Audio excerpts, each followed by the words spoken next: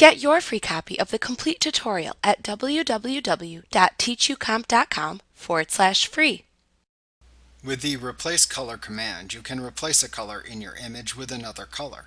To use this command, you create a mask and then adjust the hue and saturation of the selected colors to produce the desired results. First, select Enhance, Adjust Color, Replace Color from the menu bar. In the Replace Color dialog box, choose either the Selection or Image option buttons in the Selection section to view either one in the display window.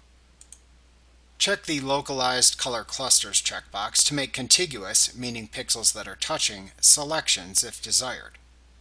Ensure that the Color Picker Tool button is selected in the Selection section, and then click the first color in the image that you want to replace. It will appear in the Color window. To add or remove colors from the selection, click the Add to Sample or Subtract from Sample eyedropper tool buttons and then click back into the image to adjust the color if needed.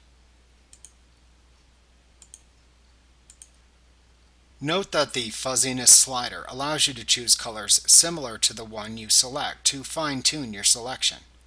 After you have completed your selections, then move the hue and/or saturation sliders in the replacement section to change the colors.